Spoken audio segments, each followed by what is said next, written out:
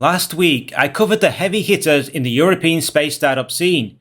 I consider the most credible launch providers in Europe to be HyPrSpace, Rocket Factory Augsburg, and PLD Space.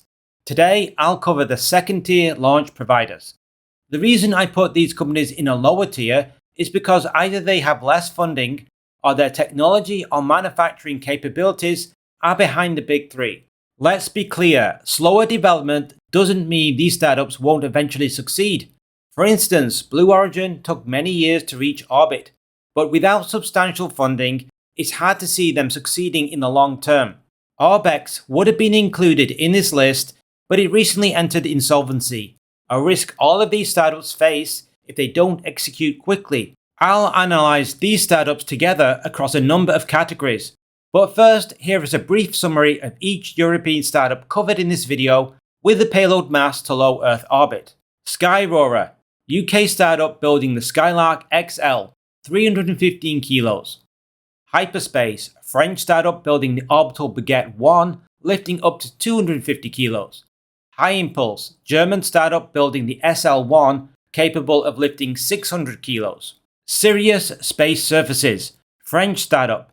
Initial vehicle can lift 175 kilos to orbit, with later versions orbiting up to 1,100 kilos. Latitude Space, French startup. Their Zephyr vehicle can lift 200 kilos. Maia Space, French startup. 500 kilos to orbit in reusable mode and 1,500 kilos in expendable mode. Space Forest, suborbital only 50 kilos. I've included this startup for completeness. No plans for orbital launches at the moment, but maybe in the future. Hey everyone, quick thing before we dive in. Join my weekly live stream this Saturday. It's a community of space nerds discussing the news about space startups, including rocket launch companies, the orbital economy, and lunar development. I recap all my videos this week, including slides, images, and extra content that wasn't included in the videos. After each video recap, I read some of the best comments from viewers and answer chat messages. Ask me anything on any space topic. I'll just chat among yourselves about the latest space happenings this week. The more people chatting, the more fun it gets. So drop your comment right after watching the video, and I'll see you this weekend for the full recap and live Q&A. Find the live stream link in the pinned comment for this video. Okay, let's first look in detail at mass to orbit and deployment options. Mass to orbit. Most of the second-tier European launchers can launch at most 600 kilos to orbit, with the exception of Maia Space, which can lift up to 2,000 kilos in expendable mode. Space Forest only has a suborbital rocket and can therefore not place any mass into orbit. Sirius Space Services does have plans to deploy more mass to orbit by adding strap-on boosters to its single-stack vehicle. Its larger variant, using 4 boosters, can put approximately 1,100 kilos into space. These launchers clearly target the dedicated small-sat launcher market, currently dominated by Rocket Lab's Electron vehicle. I don't consider a pure-play small launcher to be profitable, especially with the number of medium-lift vehicles on the market or soon to be available. SpaceX, for instance, regularly flies its transporter missions, which can place over 100 satellites into orbit at once. Launch schedule and cadence. Let's look at when these startups plan to launch their vehicle for the first time, how many rockets they expect to launch each year. A high cadence is necessary to reach profitability, to reduce unit costs and retire risks. This is where the relatively low funding hurts these companies. The big 3 European launchers already have large factories capable of scaling up to 30 rockets per year. It's hard for these smaller companies to reach that level of cadence. Launch dates in many cases are likely to slip or have slipped already. Most of these companies are flying a suborbital demonstrator first, with the exception of Latitude Space, which plans to go straight to orbit in 2027. In some cases, like HyPrSpace, the demonstrator vehicle is flying from a suborbital range that would not be suitable for an orbital rocket. This company has yet to specify where it intends to launch its vehicle from. Many of these startups expect commercial operations to start within the 2027 to 2028 range, assuming their demonstrator vehicle flies successfully and funding is available. Space Forest has launched 3 times already, with anomalies on the first 2 missions. The third mission was successful and carried the largest payload to date. Engine types and propellants. While engine types and propellants are not that relevant for customers who mostly care about how much and how quickly their satellite can be launched, it's still interesting to see and compare what these startups are using to reach orbit. 3 European launchers have selected a hybrid engine to power their vehicles. All 3 of these startups have chosen paraffin, that is candle wax, as their fuel. HyPrSpace and HyImpulse use liquid oxygen as the oxidizer, while Space Forest decided to use nitrous oxide instead. For startups using liquid propellants, Skyrora's choice of fuel is unique. They've developed their own EcoScene fuel, which is made from kerosene and plastic waste, making this fuel more environmentally friendly than other fuels. For the oxidizer, they chose high-test peroxide. All other startups using liquid propellants chose liquid oxygen as the oxidizer, with Latitude Space using RP1 or refined kerosene as the fuel. Maia Space and Sirius Space Services both go with liquid methane as a fuel. A common choice among space startups, as it's cheap with good performance. All the companies have developed their own unique engines. It's worth noting that hybrid engines that use a solid fuel, such as paraffin, benefit from improved safety by eliminating explosions, common in liquid propellant systems. For example, Rocket Factory Augsburg's August 2024 explosion, due to a turbopump oxygen fire, shows the risks of liquid engines. HyPrSpace's and HyImpulse's design avoids such failure points, protecting ground infrastructure and improving reliability. In addition, fewer parts are needed, as the solid fuel is like a gigantic candle, not requiring complex pumps and valves, at least for the fuel. HyPrSpace, for example, estimates 30 fewer parts are needed compared to traditional liquid engines. This results in reduced weight, complexity, and failure risks from the engine. HyImpulse estimates that their launch costs could be much lower than rivals due to their use of a hybrid engine. Schedule responsiveness. This is an important consideration for a customer. In some cases, a customer will choose a quick launch even if it's more expensive. This, for instance, is what the US Space Force calls tactically responsive launches. Many of the European launcher companies boast about how quickly they can launch payloads. For instance, Latitude Space mentions weeks, not years, while also mentioning high cadence dedicated launches. This is perfect for national security missions, which may require a quick launch to monitor an emerging situation. HyPrSpace mentions responsive and reactive launches, what they call tactically responsive. Maia Space is working on reusable vehicles, which should increase the number of launches while reducing costs, as we've seen with SpaceX's reusable Falcon 9 vehicles. Sirius Space Services has a high cadence goal, with the company offering a range of vehicles for different missions. Their Sirius 1, their smallest vehicle, can only lift 175 kilos to orbit, but they also offer Sirius 13 with 2 strap-on boosters and the top-of-the-range Sirius 15 with 4 strap-on boosters, capable of lofting 1,100 kilos to orbit. Skyrora highlights their UK sovereign response capability. They're located in Scotland and flying from a Scottish spaceport, which should make launches easier for them than more distant competitors. Space Forest, with their suborbital vehicle, is highly responsive and has already conducted multiple launches, with more planned for 2026. These goals are in all cases, except Space Forest, aspirational, as the companies are still working on their orbital vehicle designs or in the process of building their first vehicle. How much does a launch cost? The companies do not give specific launch costs, with the exception of Latitude Space, which quotes $2.5 million per dedicated launch. This is 1/3 the price of an Electron rocket from Rocket Lab. Again, as stated previously, pure-play small rocket launchers are not profitable. Charging a fraction of the price of an Electron vehicle is certainly a bold move. All the fixed and operational costs of running a launch company are likely similar to Rocket Lab, but charging substantially less than them seems like a good way to lose money. In the case of Space Forest, their suborbital launches are estimated to cost between €100,000 and €500,000 per flight. Another consideration is the insurance costs for launch. All of these startups are working on brand new launch vehicles with no flight heritage. so the costs of insurance are expected to be high, making them less competitive to begin with than more established rivals. Launch sites and supported orbits. The launch site decides what orbits are achievable without paying heavy penalties. For instance, launching from the equator is great for deep space missions, as an extra boost to speed is given to the vehicle due to the Earth spinning the fastest at the equator. Unfortunately, equatorial launch sites are not good for polar and high inclination sun-synchronous orbits, which are popular for Earth observation missions.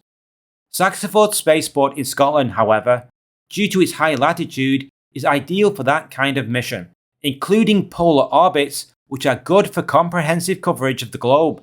Both Skyrora and HyImpulse plan to launch from Saxford, with Skyrora already having received its launch license. HyPrSpace has yet to decide where it will launch from, with its demonstrator vehicle flying from mainland France. Sirius Space Services plans to launch from Australia, using the Arnhem Space Centre, giving them access to a wide range of orbits for their customers. Space Forest, due to its mobile launcher system, can fly from many different locations. Currently, they fly or plan to fly from Poland, Santa Maria off the coast of Portugal, and a sea platform in the North Sea. Deployment options. Let's look at how precisely these launcher companies can place payloads into orbit. This usually requires a kick stage or third stage to do the last mile delivery. It's possible for third-party providers like ExoLaunch or other launch integrators to offer this service, but it adds costs and an extra layer of management, paperwork, and communications between the customer and the launcher company. Many of the European startups do provide a third stage, allowing for precise deployment of payloads. Those startups are Skyrora, HyImpulse, Latitude Space, and Maia Space. Neither HyPrSpace nor Sirius Space Services provide their own third stage, but as I mentioned earlier, third parties can offer this service. In addition to precise deployment, a common and popular service offered is rideshare missions. This is where a payload can ride along on a rocket without being the primary customer. The customer doesn't have the same degree of control over the orbit, since they are just riding along. These missions are cheaper, and since SpaceX introduced their transporter rideshare missions, they are now one of the main ways to cheaply put a payload into space. Recently, SpaceX introduced a mid-inclination rideshare mission called Bandwagon. Reusability. A key capability for profitability, launch cadence, and competitive pricing is reusability. That is, does the rocket land back on the launch pad, ship, or can it be recovered from the ocean? Unfortunately, European launchers do very poorly on this key metric. Only Maia Space has any credible plans for reusability. In fact, of all European startups, and I'm including the big three European launchers ISA, RFA, and PLD Space, Maia Space has the most credible plans for reuse.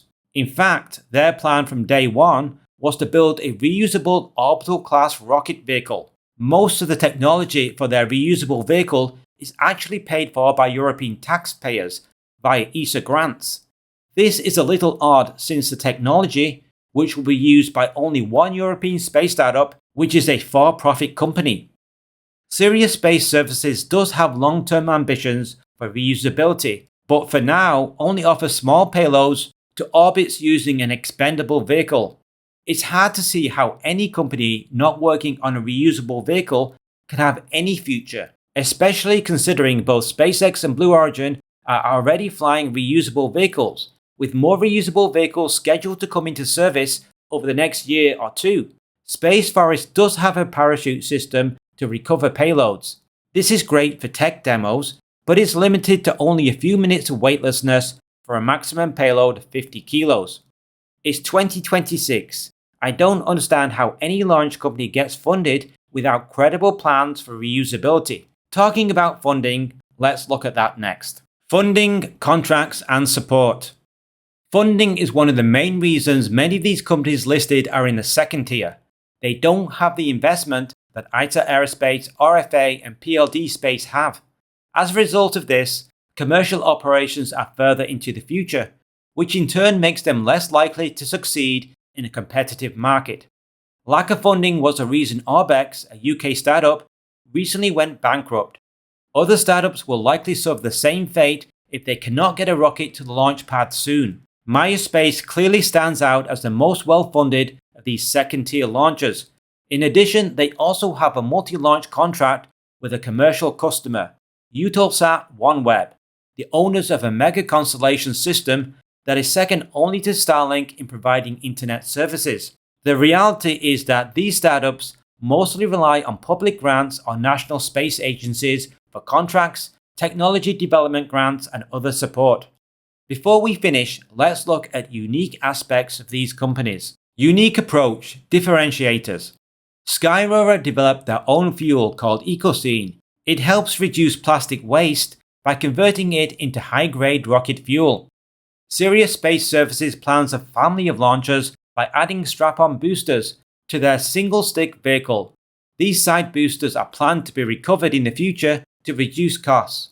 Latitude Space has announced they will launch payloads for only $2.5 million, much lower than Rocket Lab's Electron. Although this is great for customers, it makes it harder for the company to achieve profitability, a task that is challenging to begin with, but perhaps it will win them more business. Maia Space stands out with its credible reusability plans, potentially boosting launch cadence and reducing the launch cost compared to competitors. Space Forest, with an operational suborbital vehicle already, can launch tech demos or scientific experiments for a few minutes of weightlessness. Multiple launch sites are available, providing flexible, low-cost operations. Final thoughts. I don't find the offerings of these smaller European launch companies compelling, at least not in a global context. Perhaps they can make a small amount of money in Europe, as most countries prefer sovereign access to space. The only company that, perhaps, can provide competition on a global scale would be Maia Space. This startup is working on a vehicle that lifts 500 kilos to orbit in reusable mode. That's more than most of the other second-tier companies can achieve while being expendable. Maia Space has a substantial amount of funding, recently winning around €180 million from the European Launcher Challenge. Its launcher provides similar mass to orbit in expendable mode to the big three European startups, ISA, RFA, and PLD Space, while being reusable from the start. My only concern is that Maia Space is entirely reliant on its parent company for critical technology. The issue is the impedance mismatch between a giant aerospace corporation, which moves slowly, and a startup that needs to execute quickly to be competitive. This is why I put Maia Space in the second-tier list. What do you think of these European launcher companies?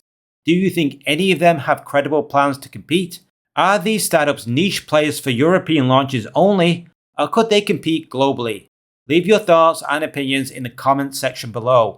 Thanks for watching. If you enjoyed this space video, consider buying me a coffee to help fund more episodes like this. The link is in the description. Watch the weekly live stream to see the images, clips, and slides from this week's videos. It's a live Q&A on this week's space topics where I read out some of the best comments. The more people join, the more fun the live stream is. Be sure to like and subscribe so you will see our upcoming videos. We make videos every week covering the space industry with an emphasis on the smaller space startups that aren't covered so well on other channels. See you soon.